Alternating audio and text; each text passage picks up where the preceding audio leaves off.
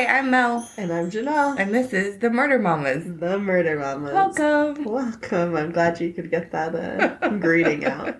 I forgot what I said in the beginning. And what do I say? Your name? It's Thursday. It's Thursday. We're back here on Thursday. We are. It's always Thursday here. It is. Except for when it's Sunday. Yeah, one time. So far. So far. And June, when we take the entire month off. Yes. So. Yeah, there's really no point in talking because these are all pre-recorded and Current events don't matter when they're pre-recorded. I mean, they do matter. They're very important. I mean, yes, they do. Especially today. But yes. But they will not be relevant by the time this goes up. Nope, they will not. Well, I hope it is. Yeah. That sounds awful. Yeah. Okay, let's get started. Let's jump right in. Shove my foot further in my mouth. Okay. We are going to be talking about the Candyman from Houston. So, local guy. I don't know much about him, so this will be raw reactions from me, because you always do people I don't know about, really, which is weird for how much true crime I've absorbed. But I can't help but want to sing the song from Willy Wonka. Yeah, every it's time. Creepy. The Candyman can. Yeah, see that? Who can make a rainbow? You? Yep. That's creepy. No. There's nothing in there, but that just makes it even creepier. Like if he had that song playing in the background while he was torturing his victims. Really bad. Okay. You're ruining one of my favorite movies. So I'm going to ask you to kindly please stop. Okay, and stop. Every time you say Candyman, just know that you're ruining one of my favorite movies. Okay. All right, let's go. Let's go. Dean Corll was born in Fort Wayne, Indiana, as the first child of parents Arnold and Mary. Though his mother was protective of Corll, his father was a lot stricter with him as a child. The couple had an unhappy marriage, and they divorced in 1946. Is that rare for that time? Divorced? I would think so. Right? Yeah. Super rare. Yeah. The family home was sold as a result, and they moved into a trailer in Memphis. Arnold had gone into the Air Force, and the parents wanted to keep contact between the children and their father, so they stayed in contact with each other, even though the dad went off to the Air Force. Okay. So, as a child, Corll was described as being rather shy but serious, and he didn't interact much with other children. He did, however, show a lot of concern for others. When he was 7 years old, he developed rheumatic fever.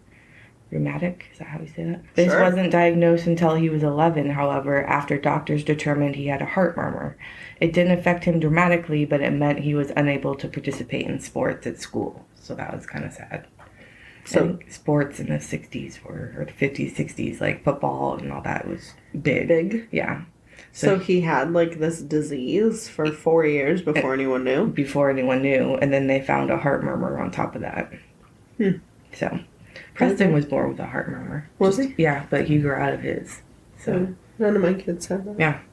It kind of scared me when the doctor said it at first. I was like, oh, but then we went back a couple years later and it was gone. It's crazy how you can find those things and just doesn't really affect you. Like Blake has something like a genetic blood disorder, but he doesn't have the disorder. He's a carrier for the disorder. Okay. So Chris is too, but Chris didn't find out till he was an adult.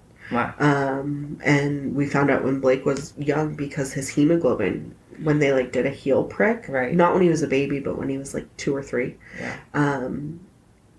it was super low, and so they were like, that's weird. Wow. And then we went on this huge journey of months of blood test for him and tons of worry, and they were like, okay, they seriously did down to genetic testing to the exact gene deletion that he has. It was crazy for us to know that he has the Southeast Asian beta thalassemia or alpha thalassemia trait carrier. Wow. And so it doesn't affect him everyday life. He's totally fine. Right. But whenever he gets blood work, his blood, he can't, Chris can't donate blood. And Blake will never be able to donate blood because his blood cells are small. Huh. And there's a lot of them, but they're young and ineffective and misshapen. But he, I mean, you know Blake. Right. He's totally a normal, happy, healthy kid with nothing wrong. Isn't that crazy? It is crazy. So the body's weird. Yeah. On that tangent. All right. Corll's parents tried to reconcile in 1950, but this lasted only a few years, and they divorced again in 1953. So they did it twice. At least they tried to reconcile. I mean, that is good, but like now you've done something really rare. Yeah. 2 times. 2 times. Yeah. In a span of less than a decade. Yeah. Okay. The children were placed in the care of their mother, but still had a good relationship with their father. So all of this sounds pretty normal, Yeah, right? Like, this is a normal childhood. He didn't have anything wrong with his and it childhood. even says he's described as like being right? Like Yeah, showing shy. care and concern for others. So not like collecting bones. No. And calling them as fiddlesticks. Yeah, no. None of that. Not yet. Corll's mother married again, this time to Jake West, a traveling clock salesman. I can't with that job. I laughed out loud too. That is the most 60s job in the history of the world, Right? I think. Yeah. A traveling clock salesman. Man, yeah. That's a good one. I've never even heard of that, but I guess. Are you selling pocket watches or grandfather clocks? I don't know. Wall clocks? Lots of cuckoo clocks? I have so many questions. What kind of clocks? I don't know. Oh my god. Okay. Yeah. So this led the family moving to Vidor, Texas. Sure. VIDOR, I don't know. His mother and stepfather were encouraged to start a small candy company they called the Pecan Prince. They started from their garage, and Corll worked days and nights even when he was in school. I kind of love that name. I know. It's actually pretty cute.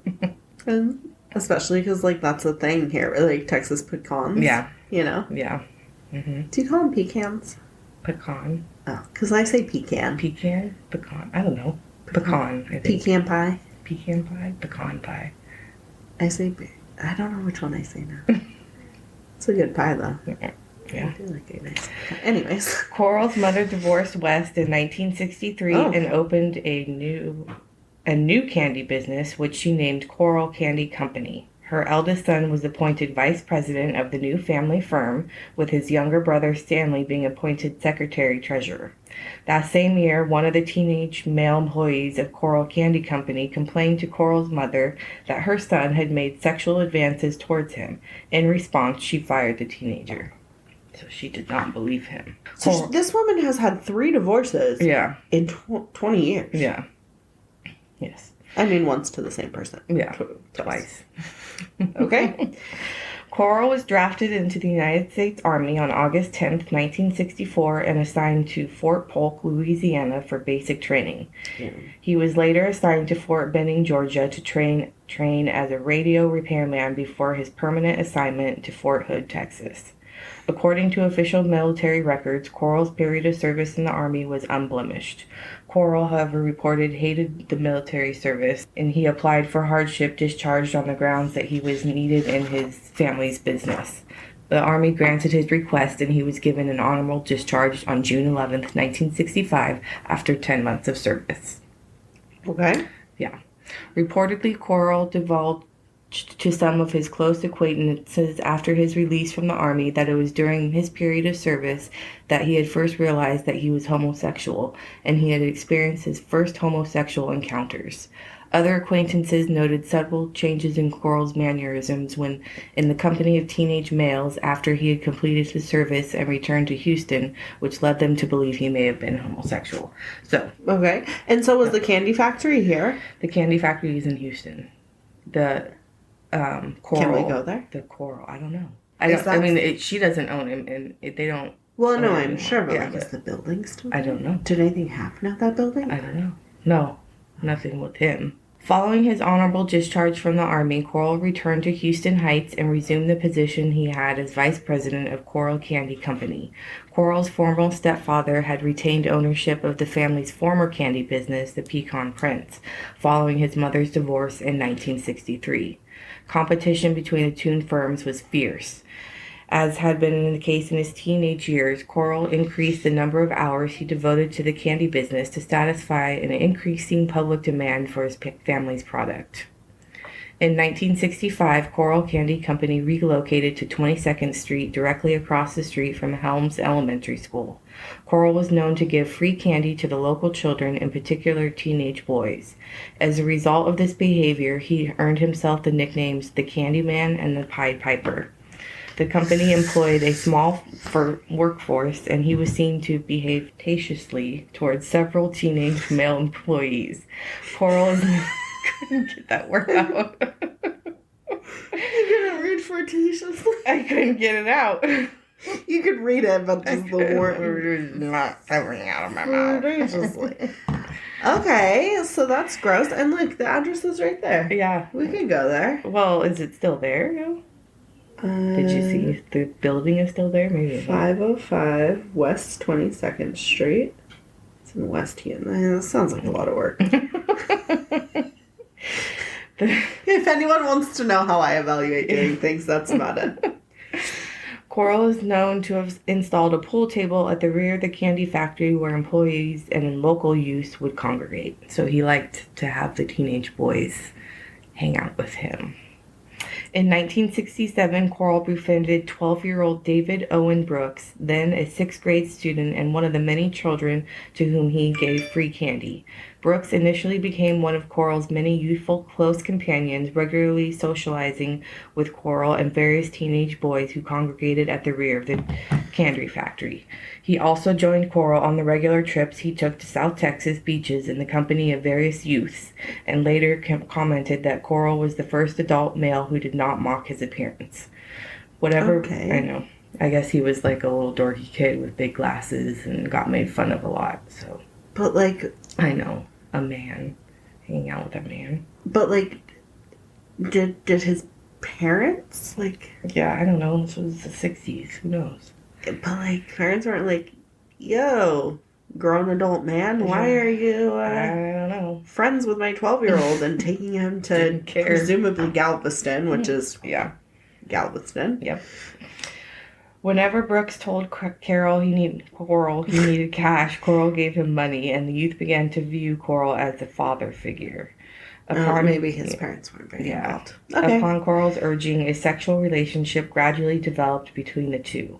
Beginning in 1969, Corll paid Brooks in cash or with gifts to allow him to perform fellatio on him. So he's just grooming this kid, essentially. Like, this is what we call grooming this now. Is his, yeah. Okay, that's disgusting. Yeah. Brooks's parents were divorced. His father lived in Houston, and his mother had relocated to Beaumont, a city 85 miles east of Houston. Gross. Yeah. In 1970, when he was 15, Brooks dropped out of Waltrip High School and moved to Beaumont to live with his mother. Whenever he visited his father in Houston, he also visited Corll, who allowed him to stay at his apartment if he wished to. Later that same year, Brooks moved back to Houston. By his own later admission, Brooks began regarding Corll's apartment as his second home. By the time Brooks dropped out of high school, Corll's mother and his half-sister Joyce had moved to Colorado after the failure of her third marriage and the closure of Corll Candy Company in June 1968. So yeah, that closed. Duh. The building's still there, though. The building's still there. Yeah. Although she often talked to her eldest son on the telephone, his mother would never see him again. Wow. Yeah.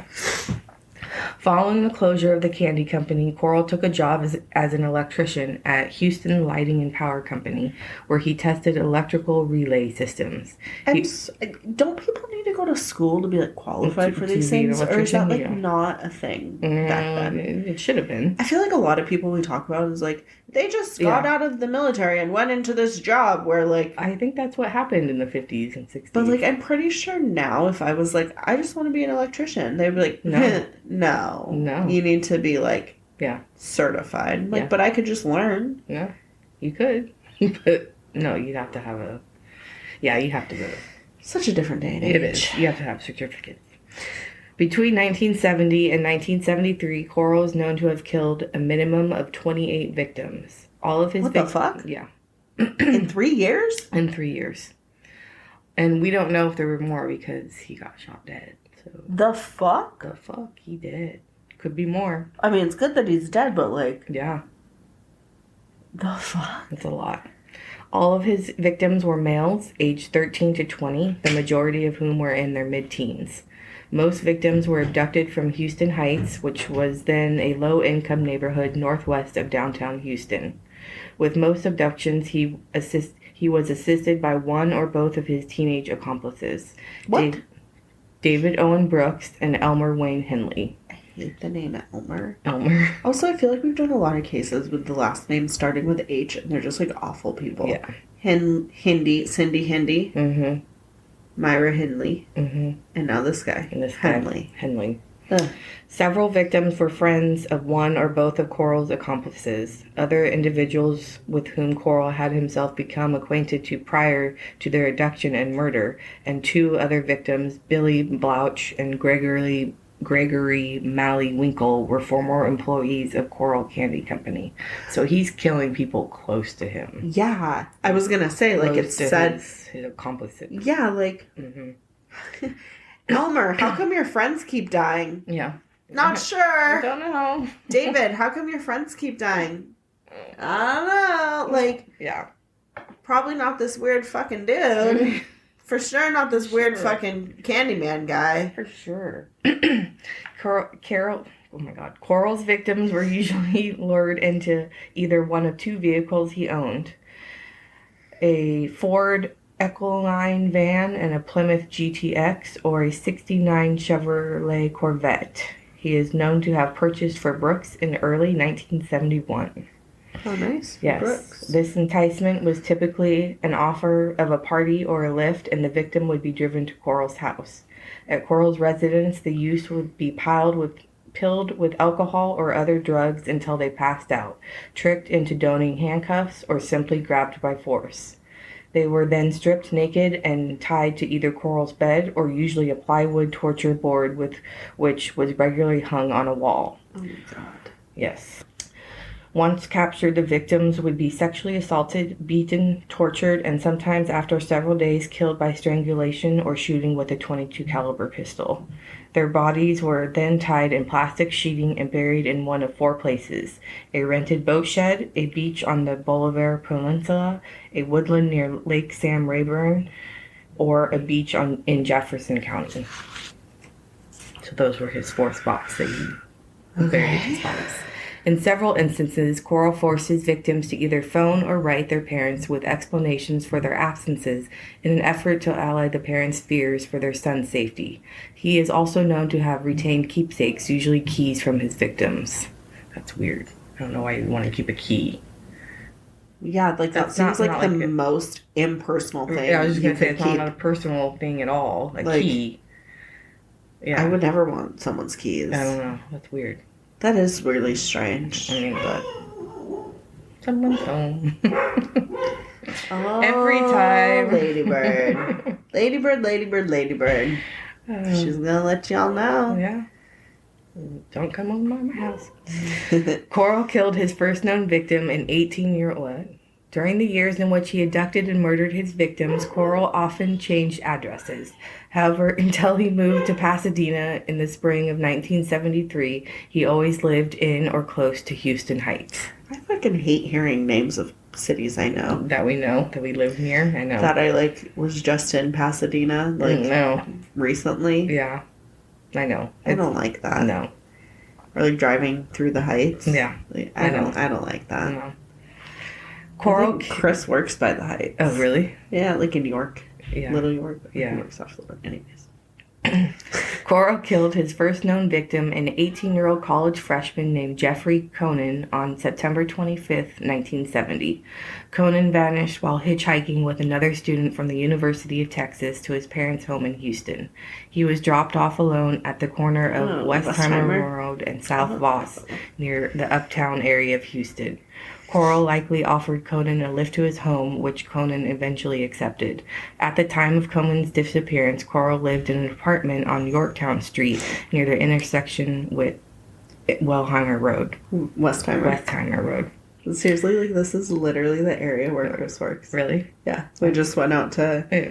When I was down in Pasadena, I drove back up. I was picking up a car for my job down there, and I drove back up through Westheimer and, Yeah. like, we stopped on Yorktown and got lunch together. Chris and I. Don't do that anymore. Well, I mean, this was a long time ago. But, like, it's just... Yeah.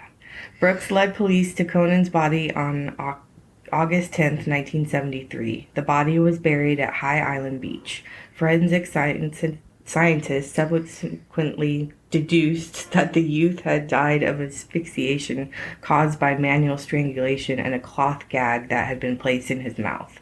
The body was found buried beneath a large boulder covered with layer of lime, wrapped in plastic, naked and bound hand and foot with nylon cord, suggesting he had been violated. At about the time of Quite a suggestion. Yeah. Yeah. About the time of Conan's murder, Brooks interrupted Corll in the act of sexually assaulting two teenage boys with whom Corll had strapped to a four-poster bed. Corll promised Brooks a car in return for his silence. Brooks accepted the offer, and Corll later bought him a green Chevrolet Corvette. So this is... Mm-hmm. This is when he becomes an accomplice, Yeah. right? Like, Yeah. because... Now, he walked in on him. So, like, he was there, didn't know what they were doing in the bedroom, and walked in on him. I also just want to let you know that if I ever had a third kid and it was a boy, his name would be Brooks, probably. No. And I hate that this... Yeah. I mean, I'm not having a third kid, but, like, you just ruined this name for me forever, so... Sorry. Yeah. Corll later told Brooks that he had killed the two youths and offered him $200, the equivalent of approximately $1,400 as of 2022, for any boy he could lure into Corll's apartment. Did you really do the inflation scale on that? Well, it was done for me, but yeah. That's why it was in there. It was in the thing I was reading, so they already did it for me. Did you really do that? Because you knew I was going to be like, and how much would that be worth today? I feel like you know the things I'm going to ask you now. Yeah. Okay, on December 13th, 1970, Brooks lured two 14-year-old Spring Branch youths named James Glass and Danny Yates away from a religious rally held in Houston Heights to Corll's Yorktown apartment. Glass was an acquaintance of Brooks who, at Brooks's behest, had previously visited Corll's address. Both youths were tied to opposite sides of Corll's torture board and subsequently raped, strangled, and buried in a boat shed he had rented on November 17th. An electrical cord with alligator clips attached to each end was buried alongside Yates' body. 6 weeks after the double murder of Glass and Yates, on January 30th, 1971, Brooks and Carroll encountered two teenage brothers, Donald and Jerry Waldrop, walking toward their parents' homes. The Waldrop brothers had been driven to a friend's home by their father with plans to discuss forming a bowling league and had begun walking home after learning their friend was not at home. Both boys were enticed into Corll's van and driven to an apartment Corll had rented on Magnum Road, where they were raped, strangled, and subsequently buried in the boat shed. Oh my God. I know. Between March and May 1971, Corll abducted and killed 3 victims, all of whom lived in Houston Heights, and all of whom were buried toward the rear of the rented boat shed. In each of these abductions, Brooks is known to have been a participant. One of these 3 victims, 15-year-old Randall Harvey, was last seen by his family on the afternoon of March 9th, cycling towards Oak Forest, where he worked part-time as a gas station attendant. Harvey was driven to Corll's Magnum Road apartment, where he was subsequently killed in a single gunshot to the head. What a different MO there, too. Right. The other 2 victims, 13-year-old David Hillcrest and 16-year-old Gregory Maui Winkle, were abducted and killed together on the afternoon of May 29th, 1971. This is like a lot of people. There's a lot of people. I'm like having a hard time keeping up. Yeah, it's a lot. And like so many different ages, too, it seems like. Random, yeah. Just like all over as long as they're like teenage-looking boys, we're good to go. Yep. As had been the case with the parents of other victims, Corll, both sets of parents launched a frantic search for their sons. One of the youths who voluntarily offered to distribute posters the parents had printed offering a monetary reward for information leading to the boys' whereabouts was 15-year-old Elmer Wayne Henley, a lifelong friend of Hilligist. That boy. So the boy was putting up missing posters of his friend even though he knew that he was already dead. The youth pinned the reward Jesus, posters. that's fucking terrible. I know. The youth pinned the reward posters around the heights and attempted to reassure his parents that there might be an innocent explanation for the boy's absence. So he even talked to his parents and was like reassuring them that everything would be okay. It really reminds me of, I swear to God, when you look at all of these, it's like the same thing. It is. Just, like Myra Hindley with one of their victims, Yeah. where she's like asking the mom, like, oh, how's the search for her going? Right. And she full well knew, like, the girl's totally dead. Dead, yeah. I don't know how you could do that. Well, you don't have a soul. You can kind of start there and then just work backwards, probably. Yeah, I'm sure you can figure something out. Just, okay, be a total shit stain with no soul, and then we'll just, keep on going. You have a human face. Yep. That's the only human part of you. In September 1971, Corll moved to another apartment in the Heights. Brooks later stated he had assisted Corll in the abduction and murder of 2 youths during the time Corll resided at this address. 2 youths? Including one youth who was killed, quote, just before Wayne Hindley came into the picture. In his confession, Brooks stated the youth killed immediately prior to Hindley's involvement in the murders was abducted from the Heights and kept alive for approximately 4 days before his murder. The identity of both these 2 victims remains unknown. In the winter of 1971, Brooks introduced Hindley to Corll. Hindley likely was lured to Corll's address as an intended victim. However, Corll evidently decided the youth would make a good accomplice and offered him the same fee, $200, for any boy he could lure to his apartment. Wait. So he didn't know that his friend was dead? Because this is after, right? Okay, never mind. In the winter of 1971, Brooks introduced Hindley to Corll. Hindley likely was lured to Corll's address as an intended victim. However, Corll evidently decided the youth would make a good accomplice and offered him the same fee, $200, for any boy he could lure into his apartment, informing Hindley he was involved in a, quote, white slavery ring, quote, operating from Dallas. So yeah, I guess you were right. He didn't know that his friend was killed previously. I messed that one up. So. How sad, though. Yeah. Like, he not only is gonna find people, but, like, I wonder if he ever knew that his friends were a result of this while it was happening, you know? Oh, while it was happening, probably, no, I don't think like, so. not until everything blew up. Like, but I wonder if he was, like... Yeah. No. Or maybe he was like, I don't know, this guy giving me $200. Maybe he's the reason my friends went missing. Or maybe he was, like, innocent and was like, I don't know. Who knows? I don't know. Also, what a weird thing. A white slavery ring? A white slavery ring, yeah. I don't know. Okay. Hindley later stated that for several months he ignored Corll's offer, although he did maintain an acquaintance with Corll and gradually began to view him as something of a brother-type person in whom he could confide. In early 1972, he decided to accept Corll's offer because he and his family were in dire financial circumstances. Oh, no, that breaks my heart. Hindley said the first abduction he participated in occurred during the time Corll resided at 925 Schuler Street, an address he moved to on February 19, 1972. If Hindley's statement is to be believed, the victim was abducted from the Heights in February or early March 1972. In the statement Hindley gave to police following his arrest, the youth stated he and Corll picked up a boy at the corner of 11th and Stewwood and lured him to Corll's home on the promise of smoking some marijuana with the pair. At Corll's residence, using a ruse he and Corll had prepared, Hindley cuffed his own hands behind his back, freed himself with a hidden key in his back pocket, then duped the youth into donning the handcuffs before observing Corll bind and gag him. Hindley then left the youth alone with Corll, believing he was to be sold into the sexual slavery ring. The identity of this victim Hindley assisted in the abduction remains unknown. Oh.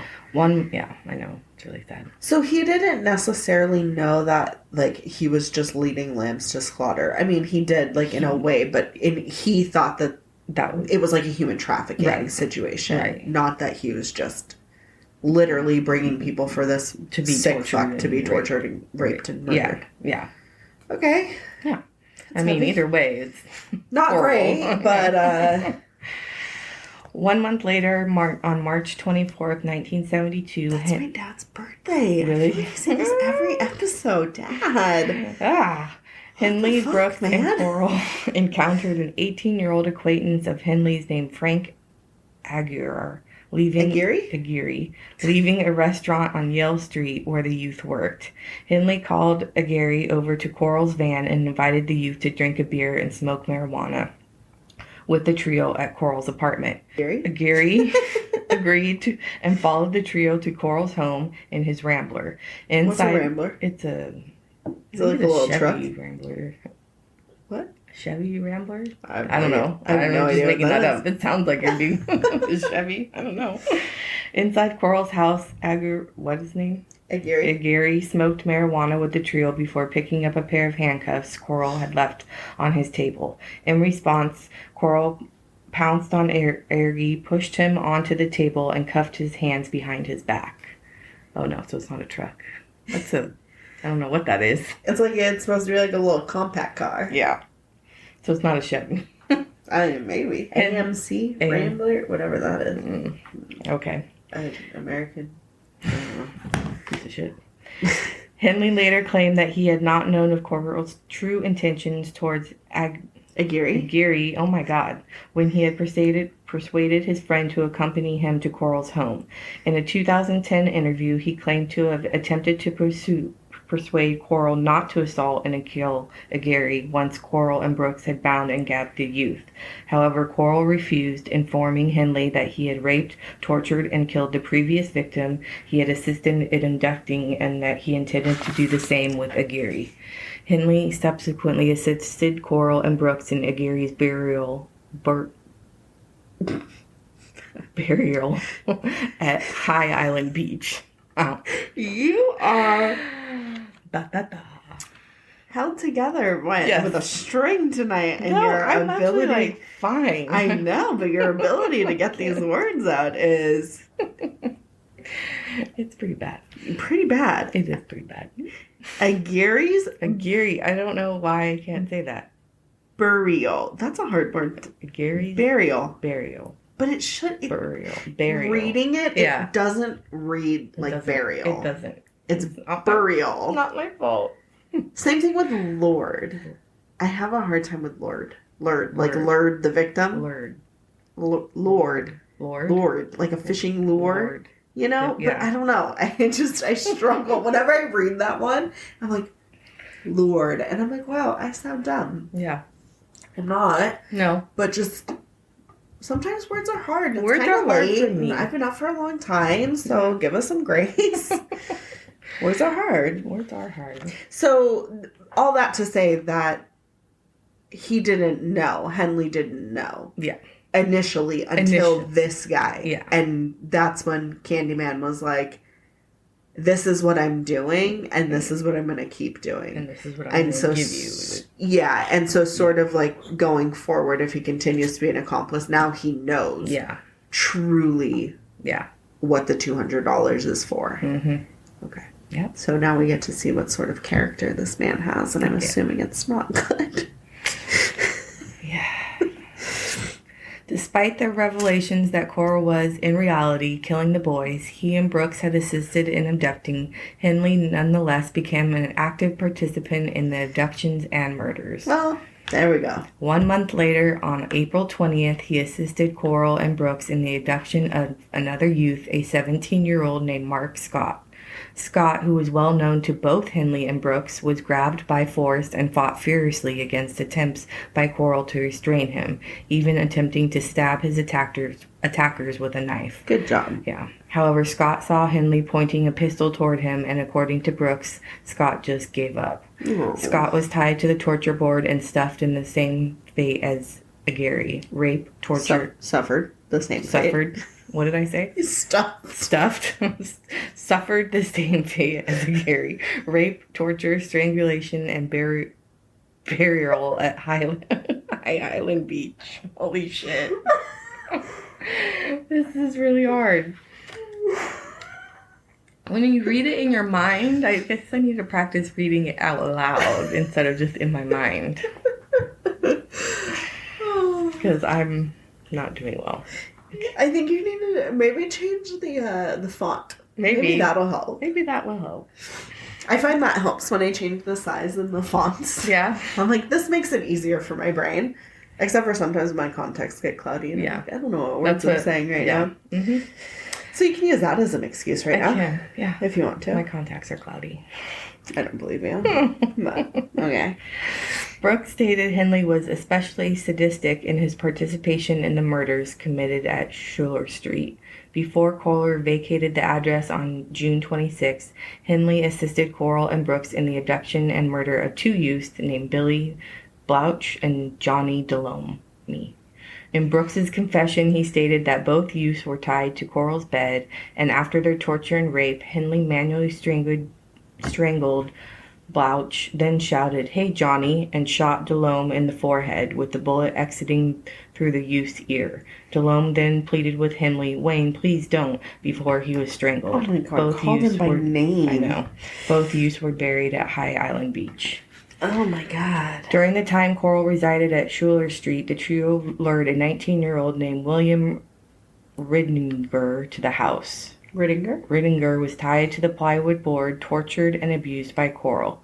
Brooks later claimed he persuaded Corll to allow Riddinger to be released, and the youth was allowed to leave the residence. On another occasion, during the time Corll resided at the Schuler Street, Henley knocked Brooks's unconscious as he entered the house. Corll then tied Brooks to his bed and assaulted the youth repeatedly before releasing him. Despite the assault, Brooks continued to assist Corll in the abductions of the victims. Whoa. Yeah. The fuck? The fuck? So he did it to his own accomplice, and the guy still stayed with him. The fuck? Yeah. Why? Was it like punishment for something? No, Just cuz? Fuck, I don't know, because he's fucking weird. What the fuck? I think I would have pieced out after that, but he stayed. The kid stayed. After vacating the Schuler Street residence, Corll moved to an apartment at Westcott Towers, where in the summer of 1972, he is known to have killed a further 2 victims. The first of these victims, 17-year-old Stephen Sickman, was last seen leaving a party held in the Heights shortly before midnight on July 19th. The youth was savagely bludgeoned about the chest with a blunt instrument before he was strangled and buried in a boat shed. I know. Sorry, but like, what an interesting way to murder. Yeah. Like, bludgeon to the chest? Yeah. Approximately 1 month before he was strangled and buried, approximately 1 month later, on or about August 21st, a 19-year-old named Roy Bunton was abducted while walking to his job as an assistant in a Houston shoe store. Bunton was gagged with a section of a Turkish towel and his mouth bound with adhesive tape. He was shot twice in the head and buried in the boat shed. Neither youth was named by either Brooks or Henley as being a victim of Corll, and both youths were identified as victims only in 2011. How sad. I know. On October 2nd, 1972, Henley and Brooks encountered 2 Heights teenagers named Wally J. I'm not even going to try. And Richard Hembry. Walking to Hembry. Can I try? Yeah. Sorry. I'm really bad with last names. So that's a hard one because it's the one that, it's like the French one where it's E-A-U-X. Mm-hmm. So it's spelled S-I-M-O-N-E-A-U-X. Simono? Because E-A-U is O. Right. And I think the X is silent. Yeah. So it's Simono? I believe you. You can just call him Wally. Simono and Hembry were enticed into Brooks's Corvette and driven to Corll's Westcott Towers apartment.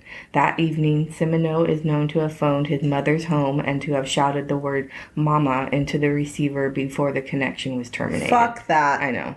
Oh, I hate that. The following morning, Hembry was accidentally shot in the mouth by Henley with the bullet exiting through his neck. Several hours later, both youths were strangled to death and subsequently buried in a common grave inside the boat shed directly above the bodies of James Glass and Danny Yates. How bad did this boat shed smell? Right? I know. Why was he obsessed with the boat shed? Summer in Houston. Imagine the humidity. Oh, God, yeah. Sometime the following month, an 18-year-old Oak Forest youth known to both Corll and Henley named William Branch disappeared while hitchhiking from Mount Pleasant to Houston. His gagged and emasculated body was buried in the boat shed. On November 15th, a 19-year-old Heights youth named Richard Knepper disappeared on his way to a phone booth. Kepner was strangled and buried at a High Island beach. Altogether, at least 10 teenagers between the ages of 13 and 19 were murdered between February and November of 1972, 5 of whom were buried at High Island Beach and 5 inside the boat shed. So yeah, he's going at it. That's a lot of people. It's a lot of people. Not a lot of time. No. And... yeah. wow. Nonetheless, from June, Corll's rate of killings increased dramatically, What? and both Henley and Brooks later testified to the increase in the level of brutality of the murders committed while Corll resided at Lamar Drive. Henley later compared the acceleration and frequency of killings and the increase in the brutality exhibited by Corll towards his victim to being, quote, like a bloodlust, adding that he and Brooks would instinctively know when Corll was to announce that he, quote, needed to do a new boy, due to the fact that he would appear restless, smoking cigarettes, and making reflex movements. I fucking hate that. I know. I fucking hate that He's so disgusting. much. On June 4th, Henley and Corll abducted 15-year-old William Ray Lawrence. The youth was last seen alive by his father on 31st Street. After 3 days of abuse and torture, Lawrence was strangled before being buried at Lake Sam Rayburn. Less than 2 weeks later, 20-year-old Raymond Stanley Blackburn was abducted, strangled, and buried. On July 6, 1973, Henley began attending classes at the Coaches Driving School in Bel Air, where he became acquainted with 15-year-old Homer Luis Garcia. The following day, Garcia phoned his mother to say he was spending the night with a friend. He was shot and left to bleed to death in Corll's bathtub before he was buried at Lake Sam Rayburn. 5 days later, on July 12th... That's Bo's birthday. On July 12th, 17-year-old John Sellers of Orange County was bound, shot to death, and buried at High Island Beach. It's like... is he even, like, are we just not mentioning the raping and the torture anymore? But, like, yeah, nothing's following a pattern. It's just, like... whatever comes to mind. I think. I'm just gonna do things. Yeah. Like, I'm just gonna fucking kill people. I just need to kill people. Yeah. Just need a body for something. Is he the guy... have you ever seen the movie Candyman? No. The one with, like, the bees? It's like the bees. There's no bees in this. I know there's no bees in this. But there's the movie Candyman. Right. And I swear he comes from, like, inside houses. Like... but it's like Chicago. It's like Chicago. Yeah. It's based in Chicago. But he's like, there's like bees. I don't know why there's bees and I can't get the bees out of my head. But there's bees. Bees. I remember watching them. There's like a new one and then there's like an older version. Right. I remember watching the older one as like a kid and it really scarring me. Yeah. Oh. The bees apparently Bees really really left a mark. No, but there was like, because it was like housing projects or whatever, right. So like a ton of apartments, there would be like hollowed out spaces in the wall and he would like go up through the wall behind like medicine cabinets and shit. Yeah. And like that is fucking horrifying. Yeah. Fucking horrifying. Heard stories about that. People living in the walls. Yeah, that's insane. Oh my god. Or like people when like, oh, my food was going missing, so I set up a camera and you see like a homeless person coming from your attic and eating your food in the middle of the night. Like I want to say I would burn my house down. Yeah. Like if I knew someone was in my house, or even there's like video of like people breaking into houses and just staring at people. Right. That's so free. Yeah. Fuck that. Fuck that. Fuck that. Fuck that. I either never want to know or like. No, I never want to know. Ignorance is bliss. For sure. Yeah. For sure. For sure. Anyways. In July 1973, after Brooks married his pregnant fiancée, Henley temporarily became Corll's sole procurator. Is that word? Procureur? Procureur. Procureur. Oh my god. Procure.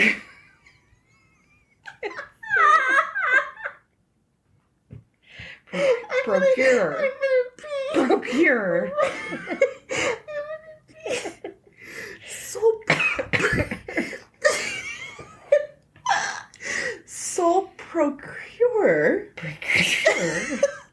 Victims assisting. His sole accomplice. Yeah, his sole accomplice, the victims, assisting in the abduction and murder of 3 Heights youths between July 19th and the 25th. What? Yeah. That was like 4 days. Days. Henley claimed these 3 abductions were the only 3 that occurred after his becoming an accomplice to which Corll, in which Brooks was not a participant.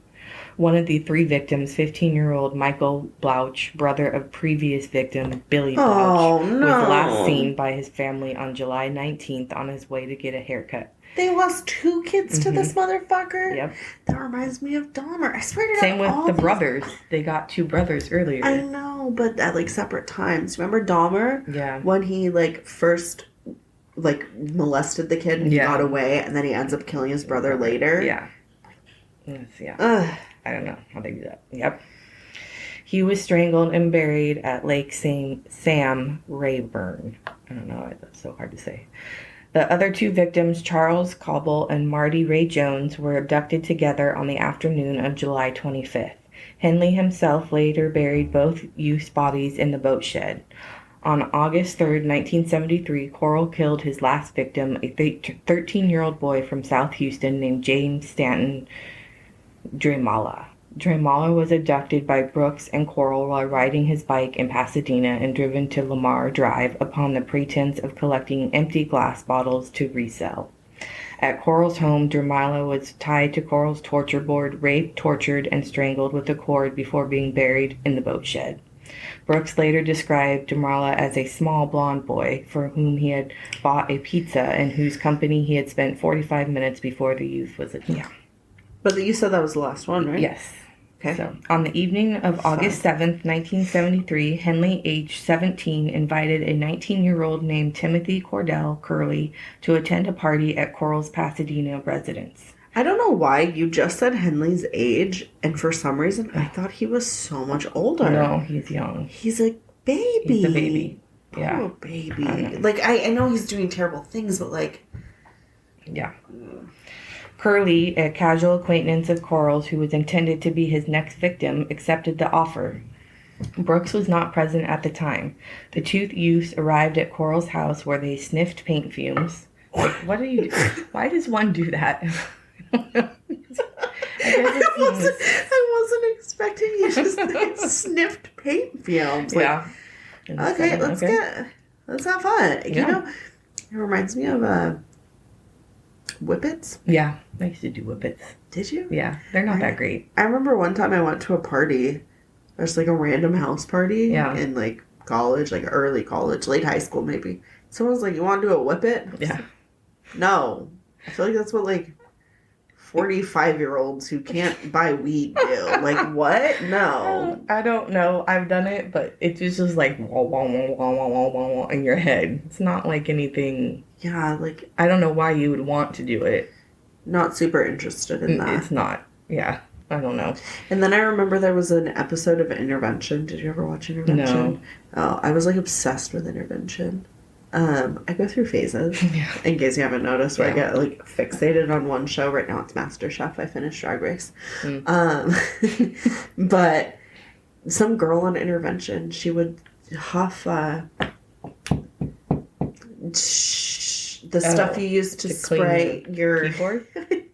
No one can see. Yeah. But like a computer duster. She would huff that. Does that do stuff? Oh my god. She was like high as a fucking kite, man. Really? Yeah. Yeah. Ew. I think they put like something in it that makes it taste bad so people won't huff it. But yeah, no, it fucks you up. Well, it fucked her up. Yeah. Anyway, so sniffing paint. He sniffed paint fumes and drank alcohol until midnight before leaving the house, promising to return shortly. Just a headache. I know. I know, right? I feel like I smell someone smoking a cigarette from like a parking space over. I'm like, ew, I have a headache. Right. Henley and Curly then drove back to Houston Heights, and Curly parked his vehicle close to Henley's home. The two exited the vehicle, and Henley, hearing commotion across the street, went to the home of his 15-year-old friend Rhonda Louise Williams, walked towards her home. Williams, nursing a sprained ankle, had been beaten by her drunken father that evening and accepted Henley's invitation to join himself and Curly at Corll's home. Williams climbed into the back seat of Curly's Volkswagen. The trio then drove to Corll's Pasadena residence. So this is the first time that he's bringing a girl to to Corll's house. Okay. They've all been boys. Okay. Corll wasn't happy about that. Well, yeah, no, he likes boys. Yeah. At approximately 3 a.m. on the morning of August... that's really sad that she was getting abused by her father. Super sad. Sorry, girl. At approximately 3 a.m. on the morning of August 8th, 1973, Henley and Curly, accompanied by Williams, returned to Corll's residence. Corll was furious that Henley had brought a girl to his house, telling him in private that he had ruined everything. Henley explained that Williams had argued with her father that evening and did not wish to return home. Corll appeared to calm down and offered the trio beer and marijuana. The three teenagers began drinking and smoking marijuana, with Henley and Curly also sniffing paint fumes, as Corll watched them intently. After approximately 2 hours, Henley, Curly, and Williams each passed out. Henley awoke to find himself laying upon his stomach and Corll snapping handcuffs onto his wrists. His mouth had been taped shut, his ankles had been bound together. Curly and Williams lay beside Henley, securely bound with nylon rope, gagged with adhesive tape, lying face down on the floor. Curly had been stripped naked. Noting Henley had awoken, Corll removed the gag from his mouth. Henley protested in vain against Corll's actions, whereupon Corll reiterated that he was angry with Henley for bringing a girl to his house, and that he was going to kill all three teenagers after he had assaulted and tortured Curly. Initially stated, "Man, you blew it bringing in that girl," before shouting, "I'm going to kill you all, but first I'm going to have my fun." He then repeated, you sick fuck. I know. He then repeatedly kicked Williams in the chest before lifting Henley to his feet, dragging him into his kitchen, and placing a .22 caliber pistol against his stomach, threatening to shoot him. Henley calmed Corll, promising to participate in the torture and murder of both Williams and Curly if Corll released him. After approximately 30 minutes of discussion, Corll agreed and untied Henley, then carried Curly and Williams into his bedroom and tied them to opposite sides of his torture board. Curly on his stomach, Williams on her back. Corll then handed Henley a hunting knife and ordered him to cut away Williams' clothes, insisting that while he would rape and kill Curly, Henley would do likewise to Williams. Henley began cutting away Williams' clothes as Corll undressed and began to assault and torture Curly. Both Curly and Williams had awakened by this point. Curly began withering and shouting, and Williams, who gagged... Oh my gosh. Curly began withering and shouting as Williams, whose gag Henley had removed, lifted her head and asked Henley, "Is this for real?" To which Henley answered yes. Williams then asked Henley, "Are you going to do anything about it?" Henley then asked Corll whether he might take Williams into another room. Corll ignored him, and Henley then grabbed Corll's pistol, shouting, "You've gone far enough, Dean." As Corll clambered off Curly, Henley elaborated, "I can't go on any longer. I can't have you kill all of my friends." Oh my God. Corll approached Henley, saying, "Kill me, Wayne." Henley stepped back a few paces as Corll continued to advance upon him, shouting, "You won't do it." Henley then fired at Corll, hitting him in the forehead. The bullet failed to fully penetrate Corll's skull, and he continued to lurch towards Henley. What the fuck? Henley, whereupon the youth fired another 2 rounds, hitting Corll in the left shoulder. Corll then ran out of the room, hitting the wall of the hallway. Henley fired 3 additional bullets into the lower back and shoulder as Corll slid down the wall in the hallway outside the room where the 2 other teenagers were bound. Corll died where he fell, his naked body laying face forward towards the wall. Dumbass. How come the bullet didn't go through his head? I don't know. Thick skull. Thick skull.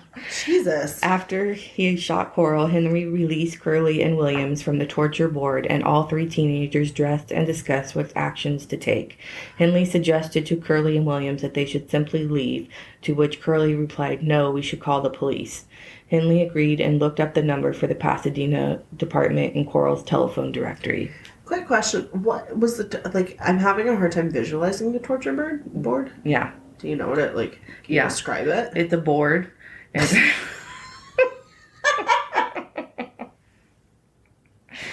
well, I mean, it's a board. Yes. And it's got straps on both sides, so you can have two people on there. But so is it like a board and then no. it has posts? No, it's just a board. Just a board. There's nothing else, and then just the stuff attached to it. So is it, how is it standing? Is it ceiling to floor? I don't think it's that big. So I don't know how you would stand it up. The people would stand. Okay. They're attached to the board, but they could stand up. You know what I mean? No, I don't know what you mean, because could they just lay down and then he'd be able to? Right. So I think But I'm saying, if you're attached to the board and then you laid flat, right. When you have to it seems really hard to because he'd be probably attacking the person on this side of the board. Oh fuck! While the other person was underneath. Oh, and then flip it over. Because they always grab 2 or 3 at a time. I didn't think about that. That's just what I think. Or maybe he attached them. I don't know. Because I'm thinking the big wooden cutout things at places where you stick your face in it. Right. You know what I'm talking about? Yeah. And so when you see those, and then it has the little wooden post that hold it up. Right. Yeah, I'm wondering if it had those. I don't know. I think I saw a picture of it just lying down. Oh, so it's you don't know. I don't know. It looked standing up. Yeah. In use. In use. I don't know. Okay. So it's just a big piece of plywood. It's just a big piece of plywood with stuff. Stuff attached to it. Mm-hmm. Okay, sounds terrible. Yeah. Thank you. I the whole time you've been saying it, and I'm torture board. What does this look like? On August 13th, a grand jury convened in Harris County to hear evidence against Henley and Brooks. The first witness to testify were Williams and Curley, who testified to the events of August 7th and 8th, leading to the death of Corll. Another witness who testified to his experience at the hands of Corll was William Ridinger. After listening to over 6 hours of testimony from various people, on August 14th, the jury initially indicted Henley on 3 counts of murder and Brooks on 1 count. Bail for each youth was set at $100,000. The district attorney requested that Henley undergo a psychiatric examination to determine whether he was mentally competent to stand trial, but his attorney, Charles Medler, opposed the decision, stating the move would violate Henley's constitutional rights. You'd think it'd be the other way around, but I don't know. Okay. I guess he didn't want to... I don't know. Okay. By the time the grand jury had completed its investigation, Henley had been indicted for 6 murders and Brooks for 4. Henley was not charged with the death of Corll, which prosecutors ruled on September 18th had been committed in self-defense. On June 27, 1979, the jury deliberated for over 2 hours before reaching their verdict. Henley was again convicted of 6 murders and sentenced to 6 concurrent 99-year terms. Brooks's trial lasted less than 1 week. The jury deliberated for just 90 minutes before they reached a verdict. He was found guilty. You know you fucked when the jury only deliberates for an hour and a half. You're like, oh, shit. He was found guilty of Lawrence's murder on March 4th, 1975, and sentenced to life imprisonment. Brooks showed no emotion as the sentence was passed, although his wife burst into tears. Brooks also appealed his sentence, contending that the signed confessions used against him were taken without him being informed of his legal rights, but his appeal was dismissed in May 1979. Henley is serving his life sentence at the Mark W. Michael Unit in Anderson County, Texas. Successive parole applications applications dating from July 1980 have been denied. His next eligible for parole on October 2025. Jesus. I know, right? Brooks served his life sentence at the Terrell unit in Rosharn, Texas. He died of COVID-19 related complications at Galveston Hospital on May 28, 2020, at the age of 65. Oh my God. Yeah. Well, And that is the Candyman. the Candyman can. The Candyman can. Ugh, Yeah. I didn't love that. No, it's not the best. No. No. I don't like that they called him the Candyman, but like, really, Candy was like not a part of this for very long. Not for very long, no. Just in his youth. And then he just was known as the Candyman. Yeah. Wow. Fascinating. It's just like, I don't know. To me, it's like mind-boggling the hold that they get over people. Mm-hmm. Like being able to turn Henley from someone searching for his friends to one of his accomplices is crazy. It is crazy. It's crazy. Yeah. That's so many people. It's a lot of people. I wonder if Brooks's wife knew. Yeah, I don't know what he was doing. I don't know. I don't know. They didn't mention her very much. Yeah, probably not. But I just wonder, like, could she be held accountable too? Like, if she knew? If she knew. But I think when you're married, you can't testify against your husband. Like I don't know spouse, if that was the law back then, though. Oh, but that's the law now, right? Now, yeah. Okay. Gotta keep that in mind. Yeah. In case I decide to commit any sort of crime. Yeah. Just know that Chris knows about them. So that, Jesus. So that throw everything everywhere. I dropped a picture. I dropped everything. Wow. So that he can't testify against me. Yeah. Okay. Well, thank you. Yeah. For that. Yeah, you're welcome. And I'll never look at those street names the same again. Shit. It's too close to home. Very close to home. Mm-hmm. At least it was a long time ago. Yeah. But not that long ago. Yeah. Well. I mean, it was. It was. Yeah. But Israel Keys was sooner. And seeing, like, listening and hearing them be like, he was, like, withdrew money from a humble ATM. I was like, oh my God. Yeah, when I heard that too. I drive through there. Which makes sense that he would be in that area because the airport's right there. Right. Like, wow, I live in Humble. Yeah. Fun. Anyways, okay. Well, thanks for that. Yeah. Thanks for listening. Thanks for listening. You can find us on Instagram at The Murder Mamas. And Twitter at The Murder Mamas. And Facebook at The M Mamas. And email. Why is it The M Mamas? Because you can't say murder on Facebook. And the email? The mmamas at gmail.com. One day we'll get this down. One day we'll be consistent and one person will say all of it, or we'll just pre-record these intros and outros so we don't have to do them live every time. We'll figure it out. We'll get there. One of these days. But for now, we just have fun with it. I'll prepare myself by reading out loud before so I can pronounce some names. I will say... I need to phonetically write out the names. You should. That's what I need to do. Like mentally when I because see it I can't read words. It just doesn't. True life. I'm a 40-year-old woman and I can't read words. I obviously can't read words. I thought I was good in the English department, not the math department. Turns out the English department also bad. Thumbs down. Also can't do. Wow. So, anyway, thanks for listening. Bye. Bye.